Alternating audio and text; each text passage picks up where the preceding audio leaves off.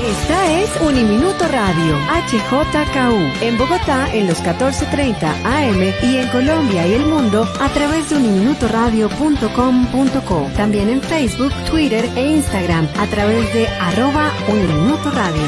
La radio universitaria está aquí.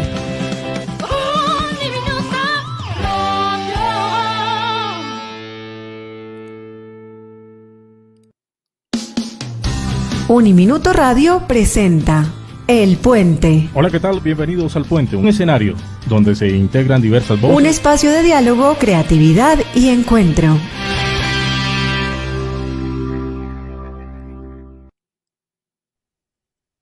Buenos días, bienvenidos al Puente, un espacio de diálogo, encuentro y creatividad de Uniminuto Radio que llega a todos ustedes a través de los 14:30 AM y en www.uniminutoradio.com.co. Asimismo, estamos transmitiendo a través de nuestra plataforma en Facebook de Marfil, Educación Filosófica y del Departamento de Filosofía de Uniminuto. Saludos muy especiales a quienes nos siguen no solo en Colombia, sino también a nivel internacional en las diversas plataformas. Esta amiga y servidora de todos ustedes, Alejandra Herrero, les da la más cordial bienvenida a nuestro espacio el día de hoy, junto con Alejandro Montaño, gracias también al apoyo técnico en el control máster de Sofite sobre algunos encuentros virtuales que hemos estado realizando en tiempos de pandemia. Entonces también queremos darle la gran bienvenida a este espacio en el día de hoy a José María Taramona y Ana Paula Hernández. ¿Qué tal, Alejandro? ¿Cómo te encuentras? ¿Quieres saludar a todos nuestros oyentes el día de hoy? Bueno, muchas gracias por estar acá presentes a todos nuestros oyentes, a esa audiencia maravillosa que siempre nos acompaña en el programa El Puente y con unos invitados muy interesantes, muy especiales el día de hoy, compañeros de una aventura que hemos iniciado ya hace un par de meses por esta cuarentena y que nos acompañan precisamente en la mesa de trabajo del día de hoy para dialogar un poco sobre precisamente el diálogo filosófico, las infancias, la educación y que pues nos brindan esa posibilidad de tener este espacio para dialogar, compartir y escucharnos todos sobre diferentes planteamientos que surgen alrededor de estos temas tan interesantes. Un saludo a José María.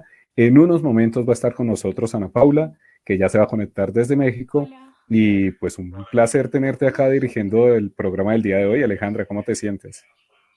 Bueno, de las primeras veces ahí estamos mirando cómo esto va funcionando. Siempre he estado ahí en un rol más de apoyo y bueno, ahora algunas cosas en la vida, así como en la pandemia, nos van cambiando y nos van ofreciendo nuevos retos en la vida, ¿no? Entonces, pues hay que cogerlos y hay que darles la bienvenida.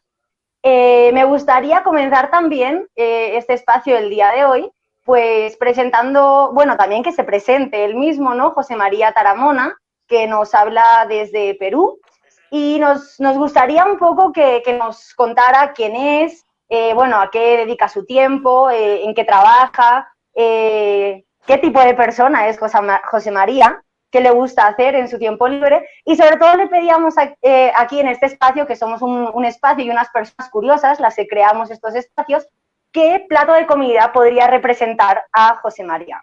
José María, te damos la palabra, bienvenido. ¿Qué tal? ¿Cómo están? Gracias, Alejandro, por la invitación. Bueno, ¿por dónde comienzo? ¿Por el plato de comida? Podemos partir de ahí. Me pareció curioso el ejercicio, ¿no? De presentarme con un plato de comida. Le dije a Alejandra que me iba a poner a pensar mucho, ¿no? Yo creo que me puedo presentar con un plato muy peruano y muy casero, que es el ají de gallina, ¿no? Es mi comida favorita, sobre todo recuerdo cuando me la preparaba mucho mi madre. Entonces, nada, por ahí me representa porque es muy peruano, porque es muy casero, ¿no? Entonces eso también me remite mucho a mi infancia. Y otra cosa curiosa es que el ají de gallina en realidad no es de gallina, normalmente es de pollo. Entonces es un nombre ahí como que engaña, las apariencias engañan. Entonces tal vez también podríamos pensar que las personas o yo no siempre lo que se muestra es lo que uno es, ¿no? Tal vez hay mucho más ahí por seguir excavando. Listo. Interesante. ¿Alejo? Dale, Aleja, dale. No, interesante esto que ya nos está poniendo José también a pensar, ¿no? de lo que se muestra, lo que realmente es, bueno, este juego, ¿no? Bueno, José también está pues ahí siempre con nosotros, es un colaborador que tenemos ya desde hace un tiempo, un amigo que nos vamos viendo ahí en distintos lugares, en distintos programas también de radio. Y pues bueno, aquí también está Alejandro y también me gustaría preguntarle cómo se podría representar él, qué tipo de, qué comida, qué plato de comida representa a Alejandro Montaño. Cuéntanos, Alejandro. Bueno, también una pregunta bien interesante. Acá es difícil porque en Colombia hay muchos platos representativos y de pronto mucho, por ejemplo, la bandeja paisa, me ha encantado todo lo que tenga que ver con frijoles, lentejas, todo esto me parece un plato delicioso, me encanta, me fascina y soy como muy tragón de eso. Entonces, yo creo que ese es plato y la variedad, sobre todo por la bandeja paisa, por la gran variedad de alimentos que tiene y que la combina y surge una mezcla bastante interesante, muy rica, muy exquisita. Y me creería que es un plato que podría identificarme a mí. Y a ti, Alejandra, desde tus costumbres gastronómicas, ¿cuál sería el que te gustara a ti? Pues bueno, yo tengo muchos que me gustan, la verdad hay mucha comida peruana que me gusta, es exquisita, mucha comida colombiana también, pero pues la verdad uno quizás vuelve a sus raíces y yo diría el arroz negro. Es como un estilo de paella, pero pues está tintado con la tinta del calamar, por eso justamente se le llama arroz negro y es negra. Tiene mucho marisco y pues el marisco me encanta y pues es proveniente de una región de Valencia, que es una región costeña y me parece una región magnífica, la gente siempre ha tenido muy buena conexión con ellos, con el clima, con la manera en la que hablan, bueno, lo que ofrece un poco esa comunidad autónoma dentro de España y me siento muy, muy apegada a esa comunidad y cuando llego es un poco volver a las raíces que uno tiene. Elegiría un arroz negro. Listo, pues ya podemos ver cómo está la variedad de alimentos y de platos representativos o que nos representan a cada uno de nosotros. Y me parece bien interesante.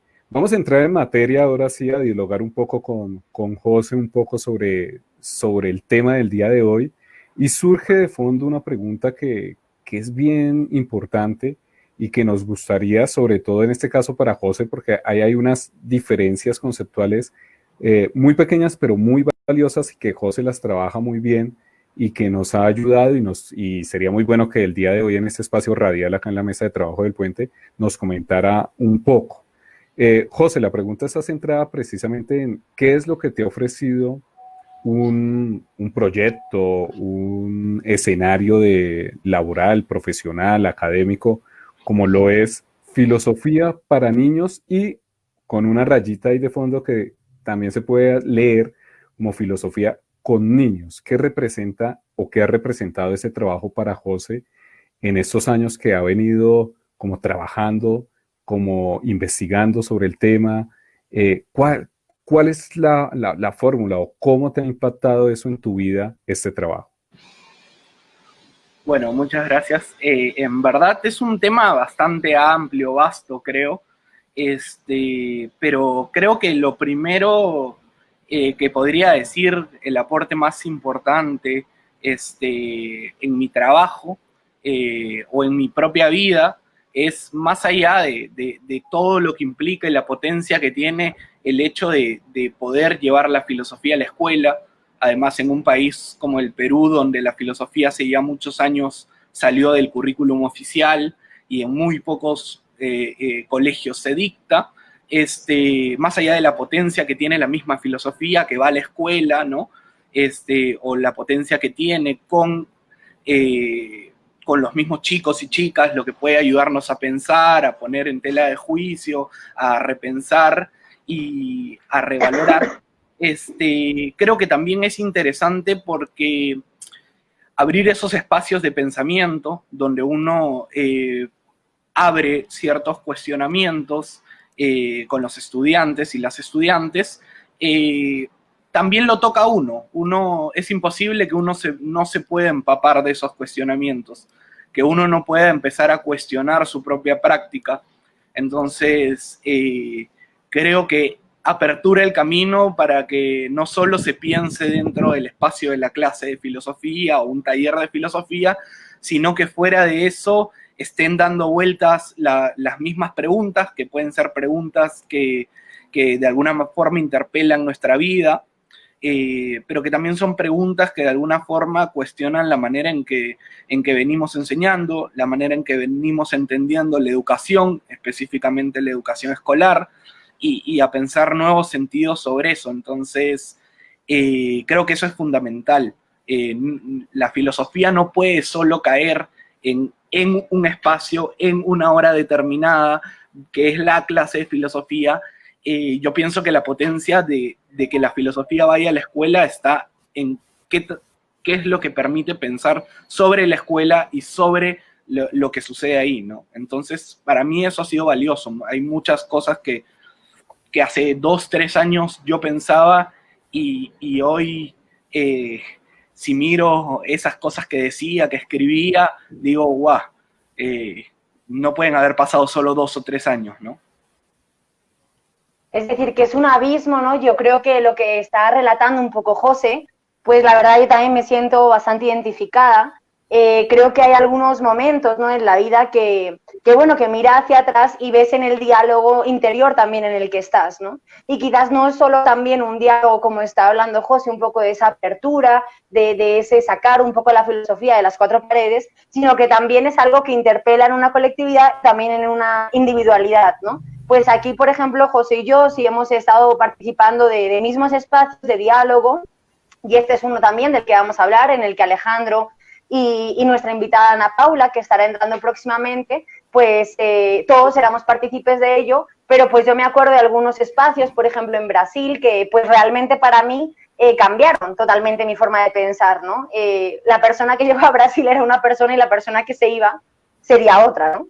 Entonces, en cuanto a estos espacios de participación colectiva, de diálogo, de pregunta, de pensamiento, nos gustaría un poco, José y Alejandro, que también participaban, ¿no?, que nos contaran cuál es el proyecto, cómo vieron, de qué trata ese proyecto de Voces y Juventudes desde una Hispanoamérica pensante, que se ha venido desarrollando pues en tiempos de pandemia, que de hecho comenzó en los inicios de esta pandemia mundial que estamos viviendo. Entonces, José, si quieres comenzar y luego Alejandro, te damos la palabra para que también aportes. José. Bueno, creo que una de las cosas interesantes dentro de algunas que han ido surgiendo, más allá de pues tal vez toda la tragedia que ha traído la pandemia, ¿no?, y las dificultades incluso para la escuela, es la posibilidad de que de pronto nos dimos cuenta de que teníamos esto, ¿no? Estas herramientas, estos instrumentos que nos permiten conectar con gente que está muy lejos. Entonces, de pronto, creo que empiezan a surgir oportunidades para empezar a establecer lazos más lejanos, ¿no?, que puedan llegar incluso fuera de las fronteras de los países, en que podamos conectar con otras personas que están haciendo cosas parecidas, interesantes, pero que también tienen otros matices. Entonces, en ese sentido, Alejandra nos invitó a reunirnos a un grupo de profesores, de gente que viene trabajando con filosofía en la escuela, con adolescentes sobre todo, para abrir un espacio de diálogo, ¿no? Un espacio de diálogo donde podamos pensar algunas cuestiones de filosofía, y sobre todo conocernos, ¿no? Conocernos, intercambiar, interpelarnos. Listo, muy bien, José, muchas gracias por esa explicación bien interesante de lo que es este proyecto de Voces y Juventudes. Y pues ya tenemos acá en la mesa de trabajo nuestra última invitada que se acaba de agregar al grupo, que es Ana Paula Hernández. Ana Paula, muy buenos días, bienvenida a los micrófonos del Puente y un placer tenerte acá compartiendo este espacio. Y pues vamos a hacer rápidamente con un proceso que habíamos iniciado con José, porque no te puedes tú sin irte del programa sin contarnos cuál es ese plato de comida representativo que te caracteriza o tú estás como muy caracterizado con él. Y de paso, pues que nos cuentes un poco quién es Ana Paula, qué hace Ana Paula y qué le gusta hacer a Ana Paula. Bueno, chicos, muchas gracias por la presentación, por la invitación sobre todo y por el gusto de poder compartir con ustedes. Perdón por la demora en mi llegada, pero voy a empezar por quién es Ana Paula. Pues yo creo que lo que más soy es maestra. Es lo que he sido durante más tiempo y yo creo que de las actividades que más disfruto hacer. Doy clases de filosofía desde hace, no quiero decirte cuánto porque entonces revelo un poco mi edad, pero como 20 años yo creo. Además, soy parte de una asociación civil que hace programas de educación para la paz en escuelas públicas, en zonas violentas y violentadas, y usamos el diálogo como un mecanismo de crear comunidad y de crear espacios seguros para los alumnos y los maestros al interior de las escuelas. Además de ser maestra, soy mamá, soy amiga, soy esposa, soy hija, soy todas esas cosas. Disfruto casi cualquier cosa al aire libre. Disfruto mucho la buena compañía, la música, el cine, y andar en bicicleta. Todo eso disfruto. Y el plato, le he dado muchas vueltas al plato. He pasado por cualquier cantidad de platos, pero el que me viene recurrente cada vez que quiero concretarlo es el arroz blanco, el arroz. Y yo creo que no porque yo sea así, o sea, no porque no me considero simple. Yo creo que si mi marido estuviera oyendo esto, llamaría por teléfono para decir que hay un error y que estoy diciendo cosas que no son, ¿no? Que ojalá que fuera simple como el arroz, pero no, el arroz yo creo que más bien en el sentido de nunca se come solo. El arroz siempre está con algo más, siempre acompaña algo más. Y me gusta pensarme así. Me gusta como compañía de algo, como complemento de. En ese sentido creo que sería el plato que me caracterizaría. O me gusta pensar así. Perfecto, qué interesante. Bienvenida, Ana Paula. Esa concepción del arroz como ingrediente que acompaña y que al mismo tiempo también es acompañado, ¿no? Por otra cosa. Y yo cuando estaba diciendo esta cuestión de simple, yo decía, pero el arroz es súper complicado de hacer. Yo hasta que llegué a Colombia no aprendí a hacer buen arroz y pensaba que me sabía bien cuando estaba en Europa, ¿no? Y justamente el arroz es un plato, podemos decir que es sencillo, pero que no simple, ¿no? También es interesante. Le íbamos preguntando, cuando te has ido incorporando a José, estábamos hablando un poco sobre el proyecto en el que también estás participando, de Voces y Juventudes, desde una Hispanoamérica pensante, y bueno, le preguntábamos un poco a José qué ha surgido o qué ha supuesto para José un poco este proyecto en su vida, de qué trata un poco el proyecto, qué es lo que se está intentando hacer en ese proyecto, qué tipo de pensamientos hemos estado promoviendo, qué tipo de preguntas quizás han estado surgiendo y pues bueno, ahí también estaba Alejandro por participar. Entonces si quieres, Ana Paula, comienzas y bueno, si nos quieres contar un poco de tu experiencia también como integrante de ese proyecto. Gracias, Ale. Sí, la verdad es que tuve el gusto y el honor de que me invitaras a participar en este proyecto, a formar parte. Desde que oí el planteamiento dije, es inmejorable el momento para hacerlo, para sumergirnos en una experiencia así. Teníamos el tiempo, teníamos el espacio, cada quien en su casa, y creo que las condiciones nos exigían buscar mejores maneras más bien alternativas al diálogo que se da en las aulas, ¿no? Y que nos enriquece tanto a alumnos y a maestros. Entonces, para mí una de las cosas más valiosas del proyecto es que en Hispanoamérica, en los distintos países en los que nos hemos conectado a este proyecto y nos hemos ido sumando a este proyecto, hemos vivido la pandemia de distintas formas, en unas mucho más confinados, en otras menos, pero hasta cierto punto es una irrupción de la normalidad y de la vida cotidiana, por lo menos como la conocíamos. Y este proyecto es como una ventana, como si de pronto tuviéramos como si la pandemia hubiera dibujado como una muralla alrededor y de pronto fuéramos recorriéndola con la vista y vemos que hay una ventana que nos va a permitir ver más allá del confinamiento, más allá de la pared que de repente en ese tiempo en donde estábamos muy, muy confinados se nos venía encima a chicos y grandes.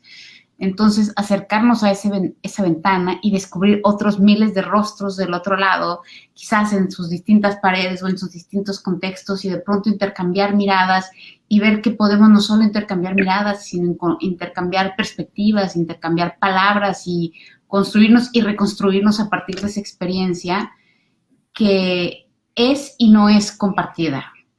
Es compartida, pero a la vez es distinta y es única.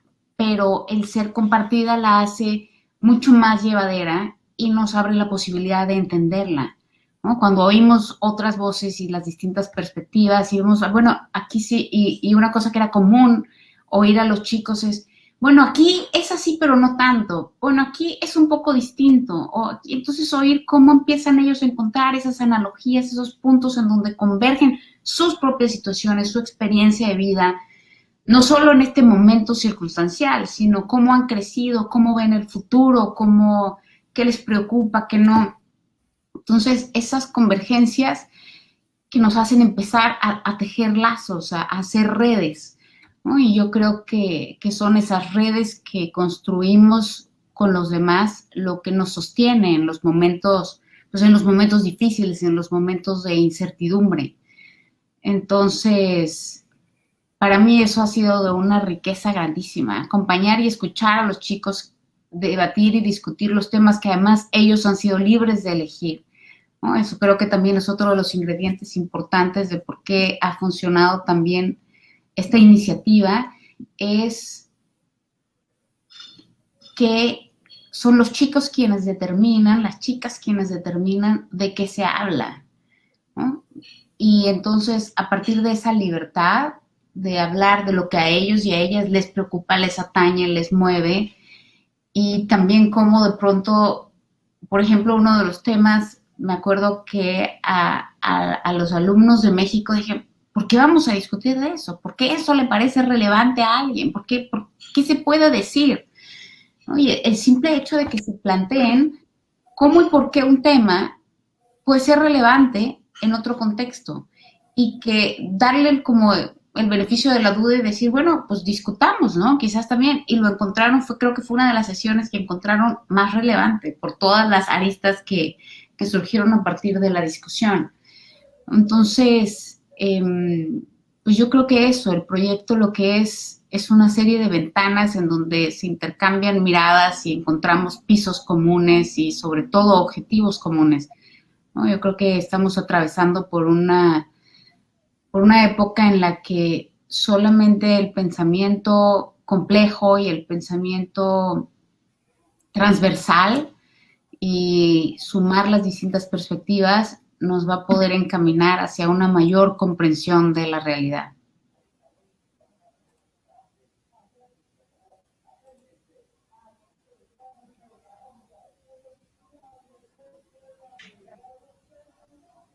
Sí, así es, María Paula, bien interesante lo que nos venías contando. Yo solamente voy a retomar un poco de lo que decía tal vez Ana Paula con la figura de la ventana, que es una ventana, y habían muchas ventanas, muchísimas que nos encontrábamos ahí, y es muy importante, ya hemos hecho algunos programas, incluso hemos tenido en la mesa de trabajo del puente jóvenes de México, de Perú, creo que habían colombianos, que nos están... ¿Se quedó pillado? Sí. Sí, creo que están teniendo ahí algunas dificultades. Bueno, sigo con lo que Alejandro iba comentando. Esta metáfora de la ventana, ¿verdad? Aquello que Ana Paula nos iba comentando, una ventana como una posibilidad. es algo que yo creo que José, no sé si también nos podría, ahora cuando vayamos a pasar un poco a otro tema, si José también nos podría dar una metáfora de qué serían estos encuentros, qué podrían ser estos diálogos. Para él, así como Ana Paula decía la ventana, yo pues no sé, quizás una metáfora que podría escoger podría ser quizás una planta, creo que era un resurgir también, era un resurgir vivo, tenía probablemente muchísimos colores, a veces podía estar un poco más caído, a veces estaba más vivo, pero podría tomar esa metáfora de la planta y quizás podríamos también ir hablando sobre algún otro tema, por ejemplo, por qué es relevante que en países como México, como Chile, como Perú, como Colombia, como España, como Brasil, que son países que estaban conformando y que conforman este proyecto de Voces y Juventudes, que se sigan fomentando este tipo de espacios, que se sigan fomentando este tipo de espacios también fuera del aula, fuera de un espacio formal, y que también sean virtuales, ¿no? Entonces, ¿qué opinas tú un poco de esto, José?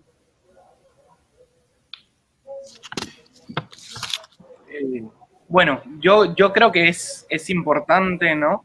Creo que tal vez una de las cosas, no lo sé, pienso que podrían cambiar a partir de todo esto que nos ha sucedido es que en algún punto estos espacios virtuales, más allá de lo que suceda después, van a continuar, ¿no? Es decir, tener la posibilidad de conectarte, decía antes, con personas de cualquier otra parte del mundo,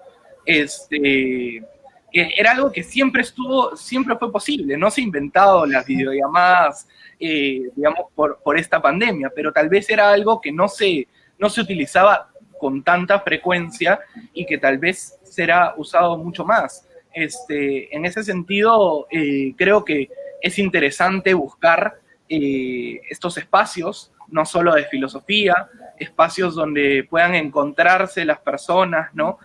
Para dialogar, para tender puentes, para desencontrarse también, ¿no? Entonces, creo que sí, ¿no? Son importantes. También es interesante, creo que una de las cosas, hemos hablado mucho de lo del proyecto que venimos haciendo, de cómo los chicos y chicas intercambian, dialogan, se conocen, van construyendo ideas, se interpelan entre ellos, pero creo que una cosa también interesante y que ha sido potente es el intercambio previo o posterior a cada sesión entre quienes llevamos a cabo estos encuentros, ¿no? El ponernos de acuerdo, porque cada uno tenía sus propias perspectivas de cómo entender el hacer filosofía con chicos y chicas, el ponernos de acuerdo en hasta dónde llega la libertad. En un primer momento, algo que decía, por ejemplo, Ana Paula, que fue muy importante, que fue la elección de las temáticas por ellos. Pero en un primer momento nosotros la propusimos. Y de pronto en un momento hemos retrocedido y hemos dicho, ¿por qué tenemos que proponerla nosotros? ¿Qué tal si la proponen ellos? Y entonces esas idas y venidas donde hemos ido proponiendo cosas, luego diciendo, no, esto tal vez no funciona, hay que hacerlo de otra manera, incluso la misma discusión de, por ejemplo, cuando pensamos en incluir o no incluir a colegios de Brasil por el tema del idioma, creo que son intercambios que también nos enriquecen a nosotros y que eso se ve proyectado justamente en estos encuentros, ¿no? Entonces, también ese intercambio es interesante. Sería interesante que sigan habiendo intercambios en general entre docentes de distintos países o distintos ámbitos en un mismo país, tal vez. Sí, muy interesante esto que nos va comentando José. Ana Paula, no sé si te gustaría comentar un poco sobre estos aportes que también ha tenido para ti como docente, pues el participar en este proyecto, y por qué crees que también es importante que se sigan fomentando esos espacios virtuales.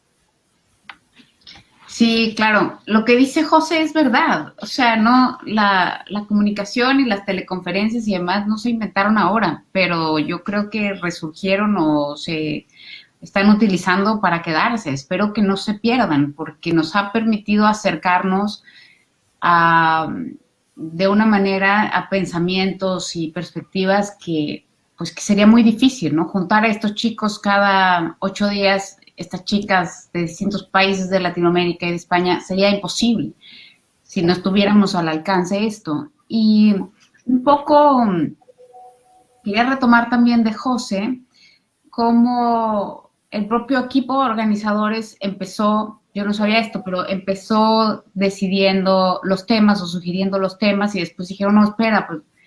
Y este no espera, creo que es uno de los centros de la filosofía para niños o de la filosofía con niños, es ese detenerse y decir, no, espera, a partir de lo que escucho o a partir de lo que veo, no, espera, quizás no estoy tan cierto de mis ideas anteriores, quizás estoy dispuesta a escuchar las tuyas, a repensar las mías, a reconstruirme a partir de tu perspectiva. Y eso lo vimos muchas veces durante las sesiones, ¿no? Y seguramente en la medida en que esto continúe lo seguiremos viendo, como esa capacidad autocorrectiva del pensamiento en una sola sesión es casi, o sea, es casi mágica, ¿no? A mí me lleva años autocorregir el pensamiento, entonces ver que ellos en un proceso de 45 minutos empiezan con una postura A y terminan con ese, no, espera, voy a repensar esto, ¿no? Tener no solo la humildad, sino la capacidad intelectual de que a través del diálogo yo sea capaz de cuestionar mis propias perspectivas y mi pensamiento y además expresar que lo estoy cuestionando y estar abierto a cambiar de opinión gracias a que escuché un punto de vista distinto, me parece que es lo que necesitamos. Ale decía que cuál era la importancia de fomentar estos encuentros virtuales. Es que yo creo que solamente, o sea, así como andar en bicicleta se aprende sobre la bicicleta, a dialogar se aprende dialogando. Y si no creamos esos espacios donde los chicos y las chicas escuchen distintas perspectivas, puedan disentir en un ambiente de respeto, aunque sea acalorado, pero respeto. Si no lo creamos, hay una frase de Freinet que a mí me gusta muchísimo que dice, no es con hombres arrodillados como se puede poner de pie la democracia, ¿no? Entonces, si no creamos estos espacios, no vamos a poder tener unos hombres y mujeres que mañana tengan un pensamiento crítico, tomen una postura, sean capaces de discernir y de encontrar y buscar la información y los caminos adecuados. Entonces, creo que esto sienta las bases para que ellos mismos sean capaces, así como son capaces de decirse a sí mismos, no, espera, también reciben información y dicen, no, espera, tampoco me voy a tragar eso tan fácilmente, ¿no? Entonces, creo que tiene muchísimas virtudes el proyecto. Así es, Ana Paula, es una potencialidad que se tiene ahí de fondo con todos esos encuentros que hemos intentado desarrollar y queda de fondo como la sensación de un largo camino que se ha tomado a lo largo de estos meses de pandemia, de cuarentena, y que diferentes países se hayan unido para que jóvenes de diferentes condiciones sociales, de diferentes edades puedan llegar a un punto de equilibrio en el cual el diálogo viene siendo un elemento supremamente importante y que cada uno de ellos se pueda reconocer en el otro, aprender del otro y efectivamente con todo lo que nos ha contado Ana Paula y todo lo que nos ha contado José María dan como un panorama muy amplio de todo lo que ha sucedido en cada uno de sus encuentros, con algunos aciertos, con algunos desaciertos, con un caminar, dar 3 pasos, devolvernos 5, replantearnos, pensar el objetivo central es efectivamente que haya un encuentro dialógico entre ellos. Nosotros solamente servimos como facilitadores de ese espacio y nos parece supremamente interesante. Eso es a lo largo de lo que nos lleva esta pandemia. Vamos a encontrarnos en un tercer espacio, digámoslo así, que ya estamos prontos a iniciarlos y que muchos de nuestros chicos nos están preguntando cuándo vamos a iniciar de nuevo, cuándo vamos a empezar otra vez los encuentros, y eso está ahí como cocinándose para unas próximas semanas que demos inicio.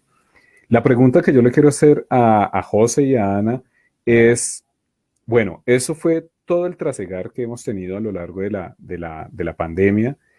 Cada uno de nuestros países está como en ese proceso de como retomar una nueva normalidad, como se dice acá, como que intentando hacer un poco lo que hacíamos anteriormente previo a la pandemia, pero ya con todas esas condiciones, ¿qué le espera no solamente a este proyecto de jóvenes, de voces y juventudes, post pandemia, digámoslo así, sino cuál es como el mensaje que José y Ana Paula le quisieran decir a todos nuestros oyentes, estudiantes, profesores de diferentes lados que nos están escuchando, de diferentes latitudes que nos escuchan, frente a cómo estos proyectos se pueden potencializar ya no en el espacio de pandemia, sino en un espacio de post-pandemia. ¿Y cómo lo verían ustedes? ¿Cuál es como un futuro no tan lejano de esto que iniciamos acá entre nosotros, y qué le queda y cuál es la proyección que se podría hacer para un escenario tan interesante como este? Bueno, yo creo que por ahí es interesante pensar en la potencia de estos espacios. Me parece que el título del tema de hoy es el poder del diálogo, ¿no? O la potencia del diálogo en la distancia, ¿no? Entonces siempre es interesante pensar tal vez qué es el diálogo, ¿no? Pero a mí lo que me resulta más interesante del diálogo en la distancia es que justamente permite pensar qué cosa es ese diálogo, ¿no? Creo que eso es algo que se ha ido transformando. En algún momento incluso dentro del diálogo nos hemos puesto a pensar sobre el diálogo. En algún momento las sesiones en algún punto se tornaron un poco violentas en algún sentido.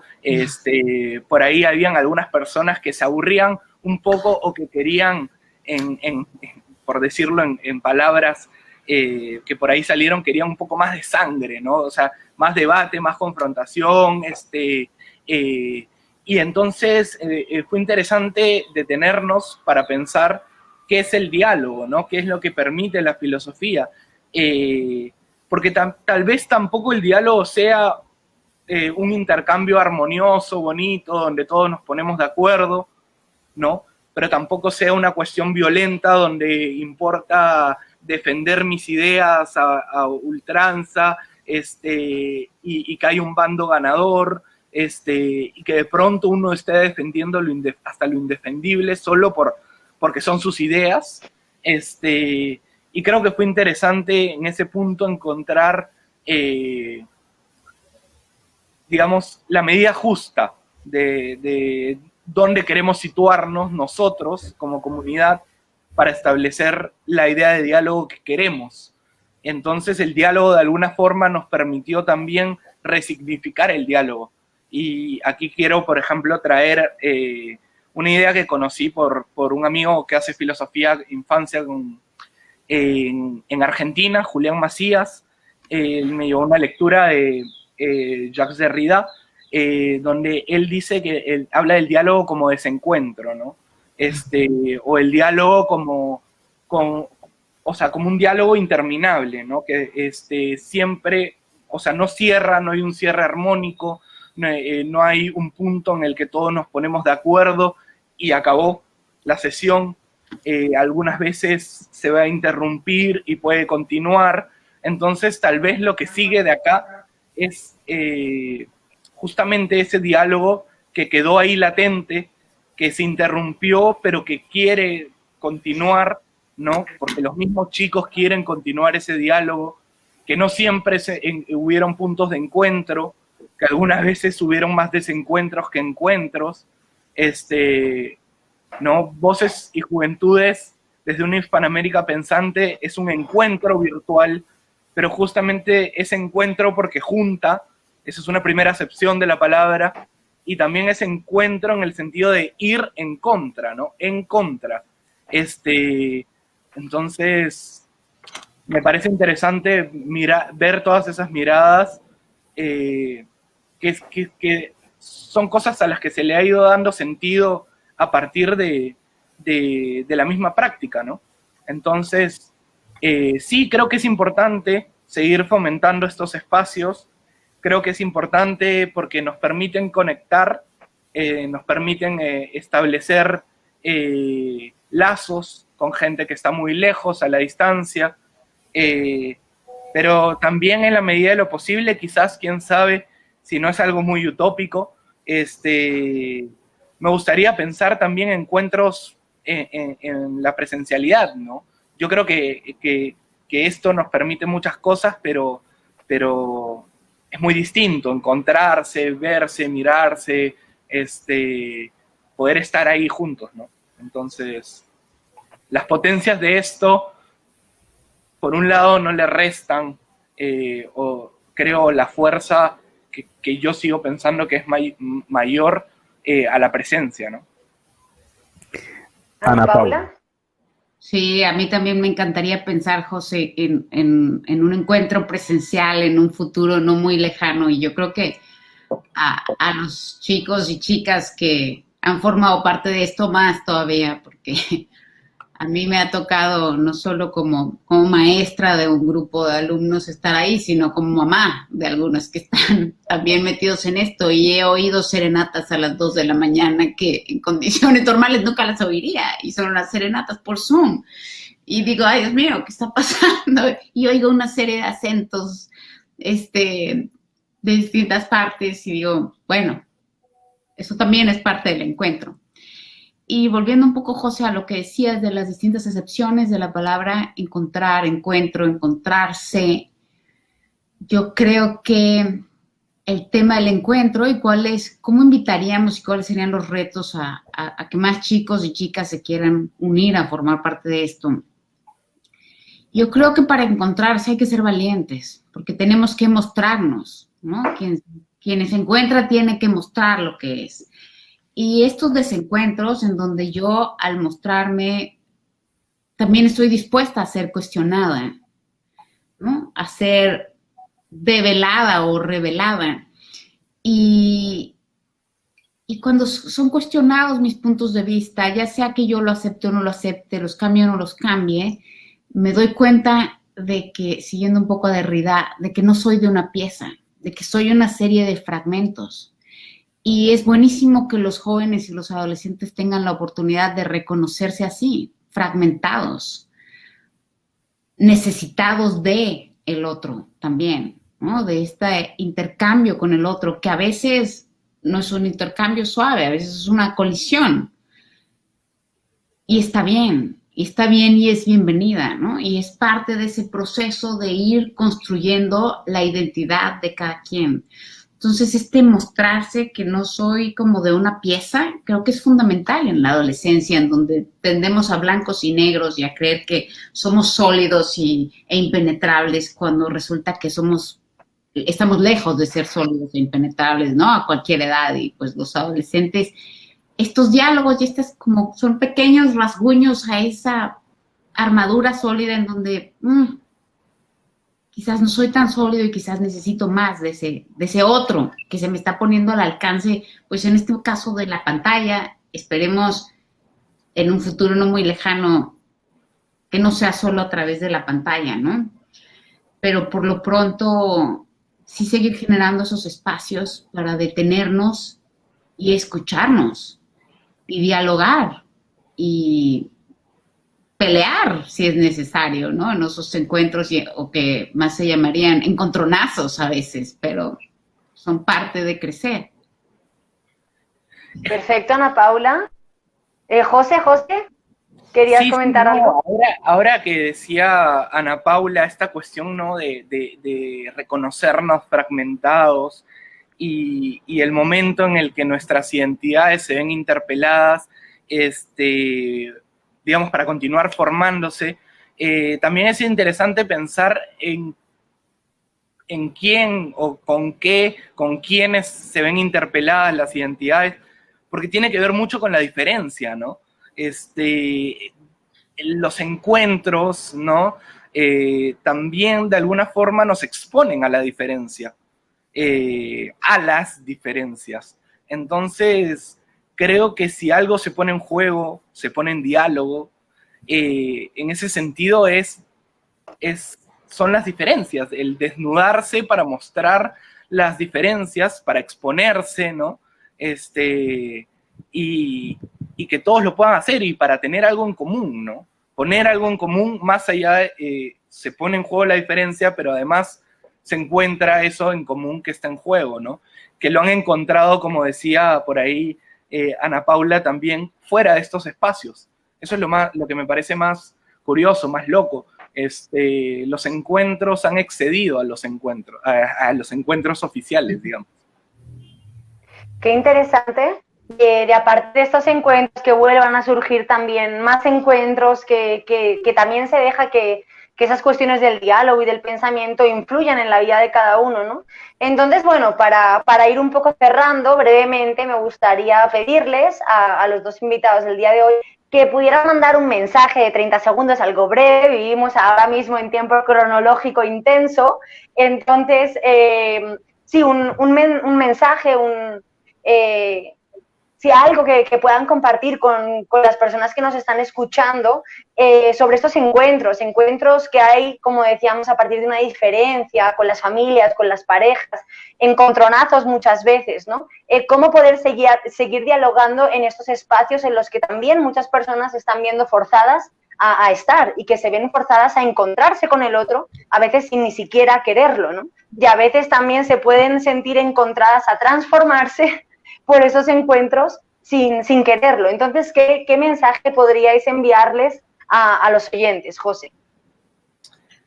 Bueno, yo creo que, como dices, tomando un poco la posta de lo último que ibas diciendo, ¿no? De vernos forzados un poco, pienso en lo violento que puede ser el pensamiento, ¿no? En lo violento que puede ser el diálogo, en algún sentido.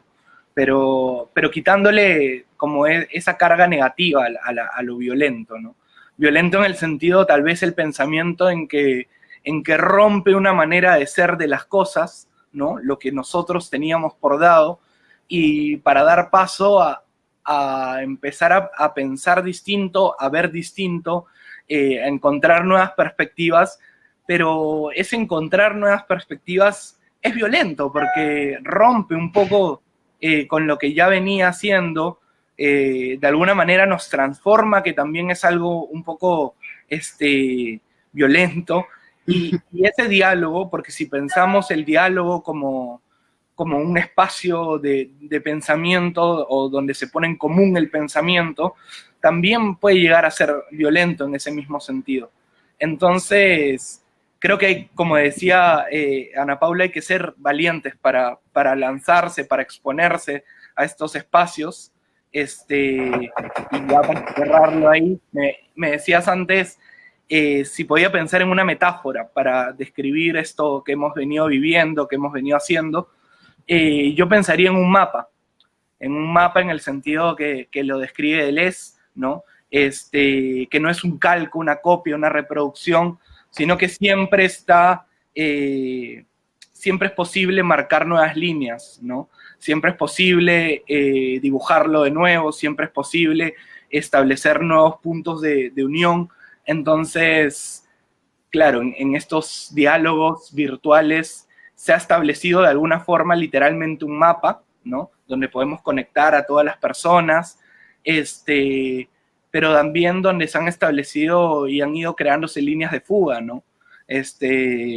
Donde de pronto cada uno ha ido transformándose en alguna cosa u otra, ha ido desterritorializándose, los mismos diálogos, como decíamos, han ido tomando nuevas formas. Entonces, sí, me gusta pensarlo así, como un mapa.